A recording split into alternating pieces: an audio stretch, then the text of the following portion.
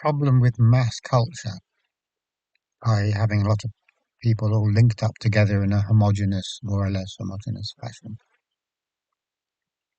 is that groupthink takes over and it eclipses everything else.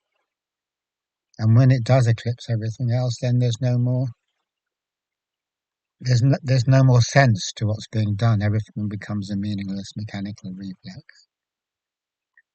This is particularly poignant in the case of psychology, because the type of psychology we have now is all about generic approaches that we roll out.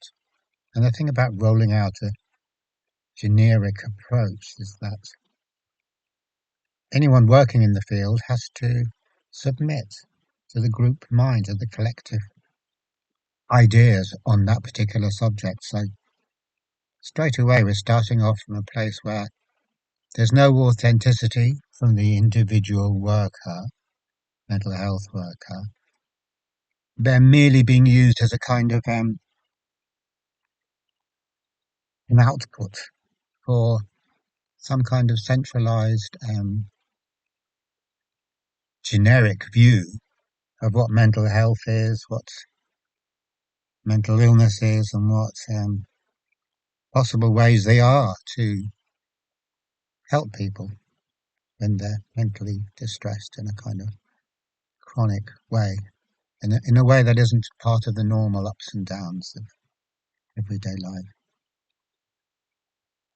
In other words, I mean, this is true across the whole of society for loads and loads of different things. In effect, we're not meeting individuals, we're meeting every man.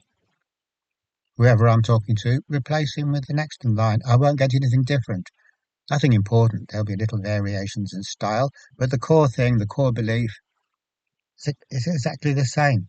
We're dealing with a machine. So the crucial irony here is that being part of a machine or functioning as a machine and not as the actual non-standardized individual that we are is itself responsible for the majority of our mental ill health. In other words, the machine makes us sick, just as Foucault says civilization makes us sick. Civilization is a machine, society is a machine, our culture is a machine, because there's no leeway in it for programmed fluctuations, unprogrammed thoughts or views. And machines are incompatible with the mental health of human beings. Keep the goddamn machines away. They're no good for us. They really, really aren't. They create ill health and they do not cure it. Now, the absurd, ridiculous thing is that the, the, the mass way of thinking, the generic way of thinking, the mechanical machine way of thinking, claims, number one, that it doesn't cause mental ill health, and number two, that it has the wherewithal to cure it, which is a completely bogus claim. And how often does anyone ever see this? However, how often does anyone ever talk about the emperor having no clothes? Because he sure as hell doesn't. He's as sure as hell stark bollock naked, and that's the fact of the matter. And kind of in a way that I suspect that there's a good few of us that see that. It's very hard to say. It's very hard to shout out, "Oh look, the emperor's got no clothes." I mean, you're going to be punished straight away if you do. And the only ones that are going to do that are kind of maybe children, as in the story, or folks that are simple, maybe, or unusually brave.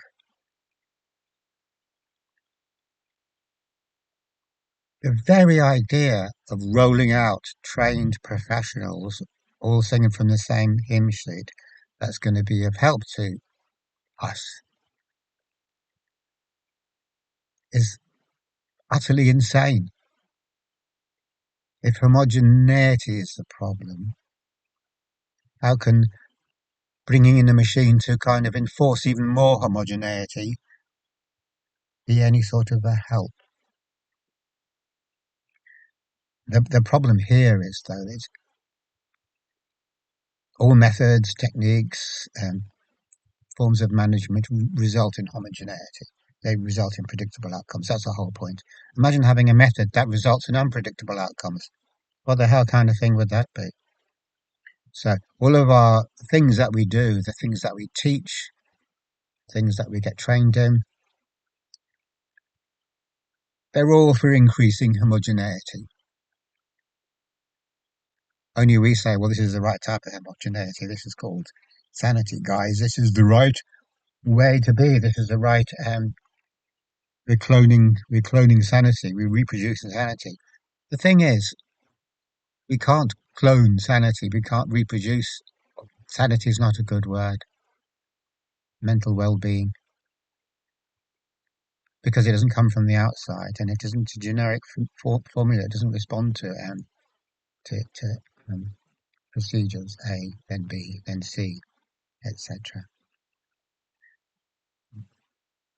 But as I was going to say, or trying to say, at least it's easy. It's doable. There is absolutely to no method to allow people to become who they are. There's no methods because methods do the opposite. It's a contradiction in terms. So okay, so there's no methods, there's no strategy, there's nothing we can do. Where does that leave us? What good are our experts? What good is anything then? And because we're living as part of a mass culture, a mass-minded culture, where individuality is forced out essentially in all important areas, like it may be tolerated in some areas to a certain extent, but any of the important areas, like when you're training people and they're professionals or people who have power in society, none of them are allowed to get anywhere near exercising that power or having that station in life unless they've been conditioned and programmed right up to the eyeballs.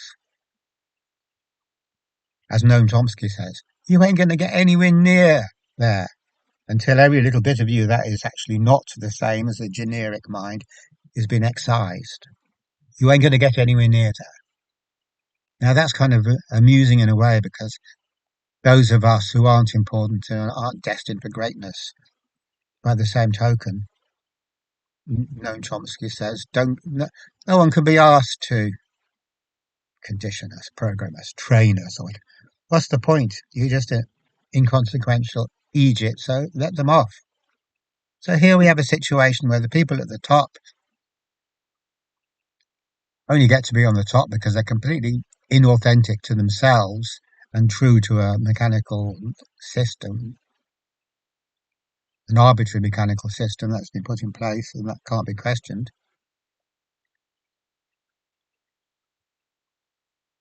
So this people who are in that situation have lots of power, and people who actually might know something from life. I don't mean know as in having secret knowledge. I just mean might have learned a thing or two. Who might actually have some kind of individual understanding of what's going on that wasn't programmed into them by a machine. In other words, natural insight, natural spontaneous wisdom. So all of them people, they never get a look in. Who gives a damn what they say? And it comes down to this thing of exalting the mediocre and punishing everything else, because that's what all mass-mindedness comes down to. It has to. There's no other way it could work at all. You have to exalt and cherish mediocrity. And this isn't anything new. People have been observing this for centuries. You can see it everywhere you look. In a system, in an institution, in an organization, mediocrity is rewarded. Anything else is punished. This is an automatic or inevitable consequence of operating on scale. How else can it possibly work? You have to pick something as being the, the end point of our process, the end point of whatever it is we're trying to do, the end point of our methods and strategies. We can't. And so, as I said just a moment or two, the very mechanics of the situation means that we're always going to be producing homogeneity when we do something from the thinking mind. The thinking mind can't do anything else. It can't be original. It can't say anything new. It can't think outside the box because it is the box. So this puts us in a really, really, really stupid situation. And because each one of us individually, freed from the shackles of the collective thinking, we, ha- we have wisdom in us, or the potential for wisdom. And to some extent, we can all see this. And yet, we're helpless to do anything about it.